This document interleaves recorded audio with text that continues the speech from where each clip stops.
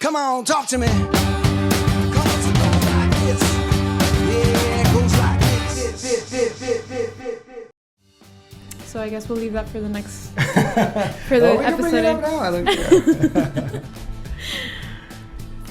So today we have a very dear friend of mine that I've known for a very long time, Maye Osorio.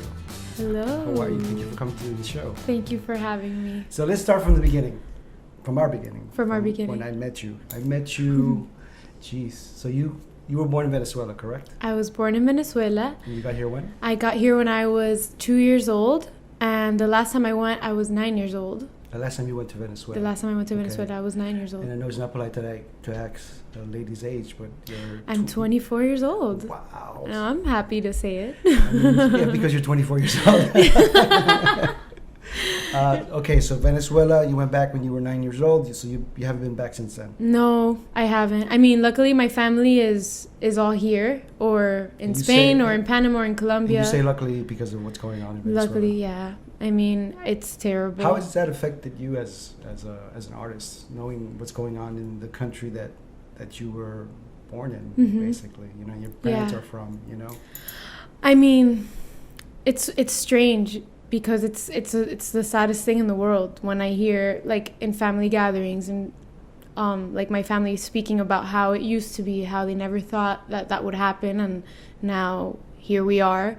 Personally, I have beautiful memories in Venezuela. I have a lot of vivid memories in Venezuela, and I would love to go back when the time is right. I don't know. I'm inspired by seeing Venezuelan immigrants like want to seguir adelante and like leave their country, the only thing they know, and want to, you know, echarle gana, or like work hard, and against all odds, like with their spirits low, they're still fighting for their dreams or just for seeking a better life. That inspires me. I feel extremely blessed to have, I mean, I guess I have left from an early age, and casi que no it didn't really affect me personally, I guess.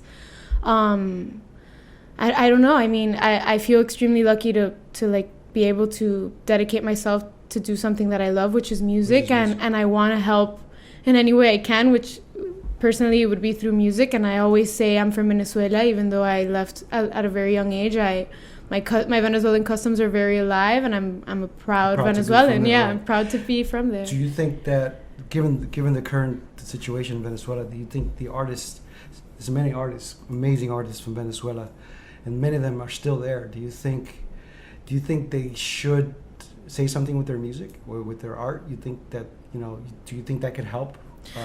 I mean, yeah. Bring more awareness to the situation there? Yeah. Because a lot of people don't realize what's going on in Venezuela is a human rights violation. Right. You know, they're really at a point where I'm surprised that it's still happening. Like it's still there, and nothing has really exploded so far that extreme yet. Yeah. Do you think an artist from Venezuela, or an artist that's from Venezuela that's living outside of Venezuela, should say something about it? 100%. I mean, I feel like most artists from Venezuela at some point were trying to give that situation like a platform, because it's important to. Recently, it's almost as if like people are slowly just kind of forgetting about it. As much as it sucks to say, but it's always important to shed light and to know that that's still going on, you know. And I mean, music is, and art in general, like, was made to inspire people to move forward and to shed light on things that, you know. But you as a younger artist, artist, do you think that it's your responsibility as an artist to say something about something like that? Yeah, 100%. Do you see your generation, because you're a millennium? Yeah, millennial. Child. Do you think your generation will be activated, or is activated to see social change? The people that I surround myself with, and like myself included, I'd like to think that the term is now woke. Okay. Which is, I mean, being on top of everything that's going on politically, like, I guess in this country more because we're living here, but I mean globally as well. I'd like to think that I'm not the most informed, but I try to be like on top of everything that's going on, you know, because we have to fight for what's wrong in order to make it right. And if we don't speak up about it in our art, in social media, in you name it. Like, there's no way that it's not going to change if we don't do that. So Yeah, because you girls, you artists of today, you have a very strong tool called social media, something that we didn't have growing up, you know, yeah, where you can instantly connect with a bunch of people with Yeah. one click of a, Yeah. of a button. So obviously, what you do can attract a big audience or a bigger audience than before, where it wasn't that way. You know, you either had to get on TV or on the radio in order to Right. make any kind of statement. yeah. So do you feel that your music will ever go towards something more socially aware, like? I would love it to. Or At do you- least, or do- do I have any Or already? do you think you're too young to start? in No, that it's never. direction? I don't think anyone's ever too young to have an opinion about what's going on in the world and Okay. like to speak and to voice that opinion. Social media as a whole is a little bit overwhelming because it's what you're saying. It's just like all of a sudden we have this platform to voice something, and it's like, okay, it's important to know how to use that. And I think we're all still learning what's the best way to use that, I guess. But I want to be personally more involved and maybe speak up. I try. I mean, I like. I'll post about like certain opinions of mine, like with like Brett Kavanaugh or like. And how is that? How do you feel about Oh, the it's whole so frustrating. the metoo movement? Oh. And being an artist, a female artist. Yeah. In a world that it's really at a moment that's such a transition, I think, Yeah. in history for Yeah. us. How is that being a young artist that's a female, dealing in a world that still predominantly male, oriented, Yeah, you know, yeah. and dominated? Yeah.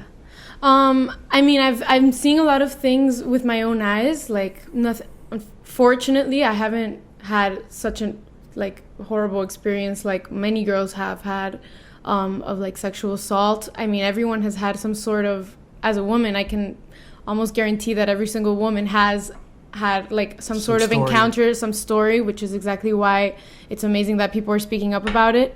But I mean, I've never been more proud to be a woman and to be a woman with a voice, and it's like hoy más que nunca, today more than ever, it's important to speak up about our personal experiences, to voice our support, and just to be there for each other, because it's finally like women are realizing like, no, I mean, if we're on this together, we got this, Right. you know, and it's the kind of sisterhood that we need in order to like come out on top, kind of, you know. Do you think your generation will be able to make a change for the I hope positive? so. Or- I think so. I'd like to think so. I'm an optimistic person in general, but I mean, I go back to like the people who I surround myself with, the people who I like to follow on social media and stuff are brave enough to speak up about what they think is right, and I think it's like one little grain of sand is gonna make that strong beach. Like if everybody puts like their own little grain of sand, and like I think we will be hopefully the generation that's gonna make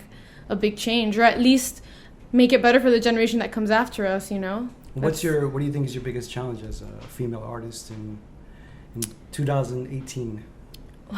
That's a great question. do you think it's funny because as an artist you always kind of feel like you're being judged either by your Right. peers or by labels or whatever, Or by yourself sometimes. do you feel that that is a stronger thing for a female artist than for a male artist? Oh yeah.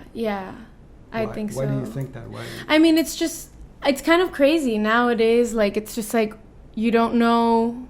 I mean, women have always been sexualized, obviously. So it's like you need to be sexy, and because you should feel comfortable in your own skin. But then it's like if you show too much, then it's like, oh, you're. That's a great thing you brought up. Yeah, so it's like this, like, it's like, oh, you have to be this way, but not too much, or you have to be this little bit, but like only a little bit, or like, I don't know. It's just like this crazy balance where it's just kind of all like, I don't know. As I try to be as true to myself as possible, you know, like I am a sexual being and I want to explore that and I want to show that in my music if I feel like it. But it's so strange because if a man does it, it's wow, he's a sexy man. Yeah. You know, he's look Yeah. at him. But if a woman does it, there's that line Yeah, between that double standard. is she showing off her body? What is she? Yeah. What is she selling? Her body, or Yeah. she's selling her music or art? Right. Which is something that always, for me, it's been. And I talk to my girlfriend about this all the time. Mm-hmm. When you see a beautiful woman, and you know, we know a lot of artists that happen to be really good looking as well. Yeah. And they post something like, you know, believe in yourself, go for the highest mountain or whatever, and they're half naked. Right.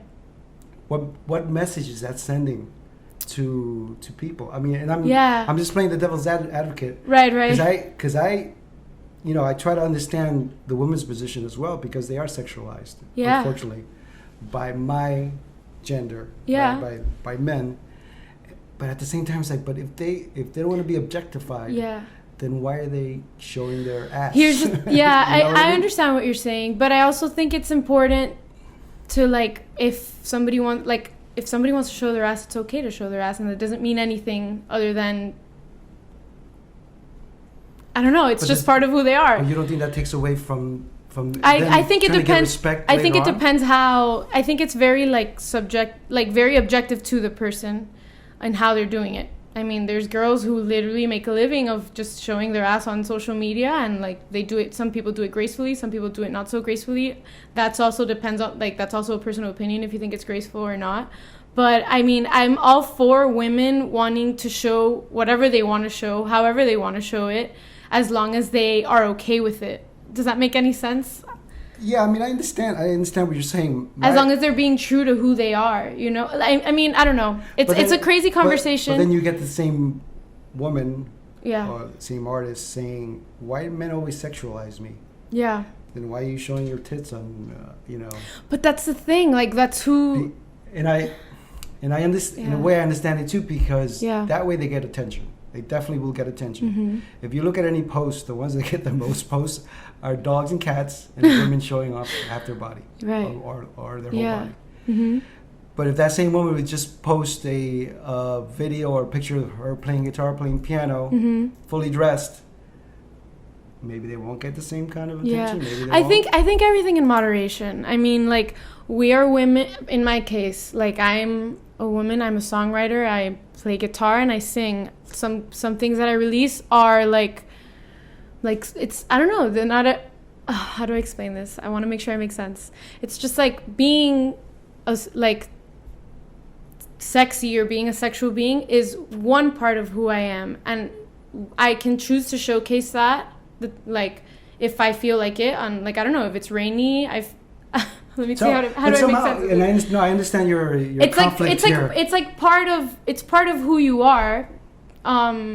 People want like maybe it's not every single song that I do is going to be talking about that, but maybe one will be because it's just as women we need to feel comfortable and confident and sexy and whatever, and like it's part of the spectrum. It's not something that I would personally do every single day, but sure, I mean it's an element that's part of who I am, and I think it's important to like I don't think the solution is to cover up and just like be a rebel against it. Be who you are. Be Also, who you are. Yeah. Do you think it's social media's fault? I don't really know. Because we're so exposed to every Yeah. point in our lives now. Like, you know, Mm-hmm. I'm with my girlfriend, let's take a picture. Yeah. I'm with my mom, take a picture. Yeah. I'm with my dog, let's take a picture. Yeah. It's like our lives are out there Mm-hmm. more than ever. You Yeah. know? Whereas I remember back in the old age when I grew up, when we had artists like Madonna, Right. you know, Cher, those kind of artists that were also known as sexy women. Yeah. You know, but somehow I don't think they were objectified the same way women are today. You know. Okay. And I'm wondering if it's because there's so much more exposure of women today. Yeah. In general, just like you open Instagram at any moment and there's Yeah. tons of, not just of women, of so many things Yeah. that everybody wants attention nowadays, you know. And I speak for myself too because I'm an artist and Right. I have a show. I want you to go to my show, so Yeah. here's the picture. You know, here's a video of my show. So you're constantly out there, Right. and part of that I'm okay with, and part of it bothers bothers me a lot because Yeah. I don't like to be. I'm a very private person in that sense. Yeah. That's why, and I've gotten into arguments with Elva, my Yeah. girlfriend, about that. Not arguments, but discussions. Yeah. How, well, why don't you post pictures of us? Or why why aren't there more pictures of us? Right. And I tell her, well, because I don't need the world to know, Yeah. who I'm with, or I'm happy, and people know that you're my girlfriend. And That's Right. fine, Yeah. But I don't need people to judge Yeah. or to think whatever. It also just depends on how you view social media, because a lot of people use it obviously for personal Right. use, and then there's people like us, like artists, who have to like somewhat brand ourselves and use it more as like a business tool. And it's social media is crazy. It blows my mind. I'm from this generation, and I continue to be like overwhelmed by it. It's a very strange. It's a very strange like monster that like humans have created, and we're just like, even the people who have created it don't know how to get a grip on it. Mm-hmm. And that just goes to show you like there are no rules, and you just, I think at the end of the day, at least the way that I use social media, I try to brand myself and like have this aesthetic and voice my opinions, and being sexy could be part of it, but it's not the core of it, and it's funny, I brought this up because Yeah. I follow you on Instagram. Cool. and I love your posts because you're an elegant artist. thanks. You know how to balance it, So I'm not, Yeah. obviously I wasn't directing that question No, to no, you, no. but just Yeah, in thank general, you. because there's a lot of Yeah. artists in your generation who Right, do it. yeah. So I was Yeah. wondering, I was hearing an interview the other day with Joe Rogan, and Elon Musk was his I guest. saw this one. And he said that 9 out of 10 times the people that seem the happiest on social media are usually the people that are the loneliest and the saddest, Yeah. because they're putting out obviously their best face Yeah. while masking what is really going on in their lives. Do Yeah. you think that's true? Do you find that to be true? I do. I mean, personally, I have been at a war with social media a little bit, because it's just kind of like, it's such a stress inducer, even It's though overwhelming, yeah. it is. So I even went like 2 weeks ago, I deleted it, and I just didn't have it for like a week. Really? I did. Which one? All of Instagram? them. All of them. All of them. Instagram, Twitter, and Facebook. I was vacation like, from social media. I needed a little vacation. And it helped so much. But I mean, it's just overwhelming. I think the more honest we are on social media, the more human we realize we all are. Because the problem with social media is that people are curating, and they're only posting what they want you to see, which I don't blame them. I Right. do that too, But you're not showcasing the days that you're sad and crying and frustrated because something's not going the right way, or Right. whatever. You're only showcasing like, oh, I have this gig, or I'm recording this, or I'm doing that. So I feel like, and I speak literally to myself as I'm speaking this into the microphone, but it's just, I want to be more honest on social media. Right. Like, I want to be more human, and just like, I don't know. It's just this crazy balance, because it's like, if you're too honest, people are like, oh my God, this person's posting everything on social media. Like, do they not have friends, or should she not call her mom? But like, Right. it's important to be a little bit human on social media I too, mean, at the end of the day, I think a lot of people can see through the bullshit. You know what I Yeah. mean? And there's a Yeah. lot of bullshit on social media. I mean, a lot of it. On, Yeah. on all ends, not Yeah. just the artistic end. Yeah. But you come from a different perspective, because you grew up in a very musical household. Correct. Your dad is a very well-known singer-songwriter, Fernando Sorio, who's a colleague of mine. Mm-hmm. And that's how I met you, because I Yes. used to go to your house and write with him. Yeah. So your perspective, this is pre-social media, this is Yeah. pre all that. You grew up around music. And, Mhm. your dad wrote iconic songs like La Negra Tiene Tumbao and Ríe y Llora. Mhm. And, he's a legend of the songwriting world. How did that affect you growing up? Like, did you ever get a chance to sit in any songwriting sessions? I remember in like days like Take Your Child to Work Day, my dad would take me to like sessions and stuff, and I always thought like, holy shit, this is so cool. Like, At what point did you realize this is what you wanted to do? I think I realized like maybe in high school. I mean, as a kid, like in elementary school and middle school, I always wanted to be in chorus, or like music class was always my favorite and stuff like that. And like I remember like the first song I ever wrote was with like my sister when we were like 8 or 9. And I still remember that song, and it's a super embarrassing song. But like I remember enjoying it. I remember enjoying Why it. is it embarrassing?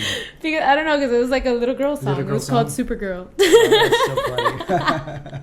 which is cool because I Right. mean we were like, woo, women power You since should we were send like it 8 to or 9. Supergirl, and maybe they'll use it. Hey, for true.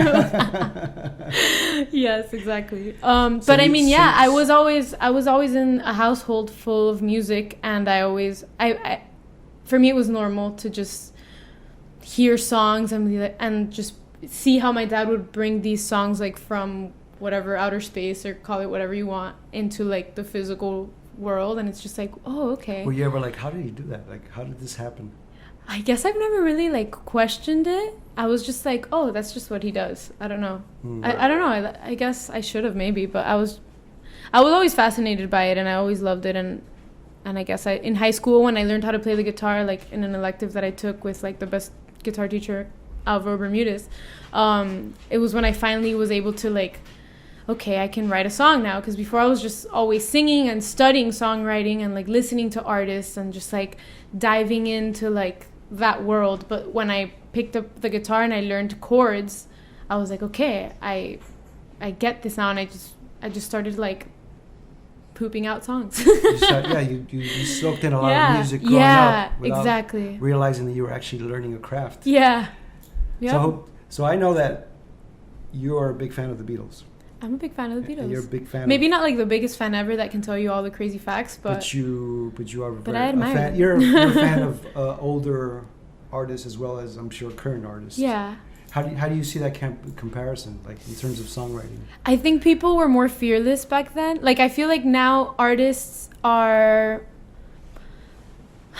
I don't know. There's like only a very few that you can really tell like, oh wow, okay, this person is just marching to the rhythm of their own drum kind of thing. And I feel like artists before, like back then, were more fearless in that sense. Do you think because it was just the way life was back then, the way the industry was back then? I don't even know. I wish I knew. I wish I knew the answer to that question. What do you think is the most challenging thing for you now as an artist? Do you feel like you have to write a certain type of song to get noticed? Yeah, I mean, if I would be lying to you if I said I didn't feel that way. But I don't feel like that every day. I mean, there's just and the songs that I like the most are the songs that I end up wanting to record and like feeling really good about are the ones that I just started playing some chords and something cool came out and like whoop, it worked, you know. And what do you think? What do you think? Let's say the industry is expecting from someone like you, as a writer, or as an artist in general. Honestly, what the artists that I most admire right now are like artists that I feel just stayed true to themselves and took a risk, like sonically, like in their sound and what they're saying and how they're saying it. I don't think the people who are on top right now are like were trying to write a hit song when they wrote the hit song. I mean, I could be wrong. Maybe some of them were, but I feel like authenticity is what's really gonna push like the envelope. I think that one of the problems that especially young artists have is that I've always seen, especially in the last few years, that all right, there's an artist that becomes very well known. Let's say like a Bruno Mars as an example. Then everybody wants to be Bruno Mars. Everybody, you know, and this is not only the artists but the labels and the music production companies. They call us up and they say, we need a song like Bruno Mars. We have an artist that sounds like Bruno Mars. Yeah. And why would you want You already have Bruno. artist Yeah. that's like Bruno Mars when Bruno Mars is at his peak at the moment and he's very successful and you're just making a copycat. Yeah. As hard as it is to be in the music industry and to break through, I think you have a better chance of being yourself. 100%. As an artist. Yeah, I agree with that statement.